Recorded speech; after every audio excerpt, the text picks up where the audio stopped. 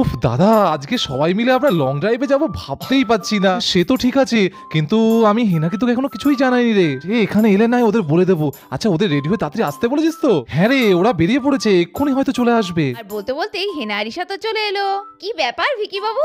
হ্যাঁ, তা হঠাৎ বিকালবেলা আজকে আমাদের দুজনকে তোলো? আরে হেনা, আর কদিন পরেই তো আমাদের আশীর্বাদ। ভালো লাগছে না বুঝলে এখন একা একা। চলো না যাই, আমরা বিকালবেলা কোথাও থেকে একটা লং ড্রাইভে একটু ঘুরে আসি। সেটা তো ভালো কথা, কিন্তু এখন সামনে আশীর্বাদ, এখন আমরা বেরোলে বাড়িতে কে কি ভাববে? আরে হেনা, ওসব ছাড়ো, ওসব ম্যানেজ করার দায়িত্ব আমার। এই বাবা, রনি বাবু, সত্যি সত্যি আমরা তাহলে এখন লং ড্রাইভে যাচ্ছি? মানে একটু ঘুরু ঘুরু করবো, আর আমি আপনার বাইকের পেছনে আপনাকে জড়িয়ে ধরে বসে থাকবো, ফুরফুরে হাওয়া। আর একটা ভালো রেস্টুরেন্টে যাবো, হ্যাঁ, রাতে ডিনারটা সেরেই আসবো। হ্যাঁ সোনা, তোমার সব ইচ্ছা আজকে পূরণ হবে। কি মজা, কি মজা, কি মজা! তাই তাই তাই, রনি বাবু, কি মজা, কি মজা! আরে আরে আরে, পড়ে গেলাম পড়ে গেলাম। আর এদিকে যখন এসব চলছে, হঠাৎই তো ভিকির মা ঘরে চলে আসে। আরে এসব কি হচ্ছে কি ঘরের মধ্যে?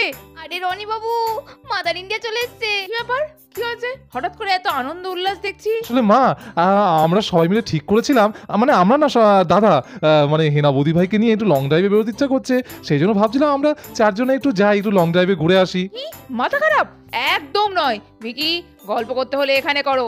আশীর্বাদ যতদিন না হচ্ছে ততদিন বাড়ি থেকে কোথাও এরকম ভাবে ঘুরতে বেরোনো যাবে না। আমি আর চাই না তোমরা দ্বিতীয়বার আবার কোনো বড়সড় বিপদে পড়ো।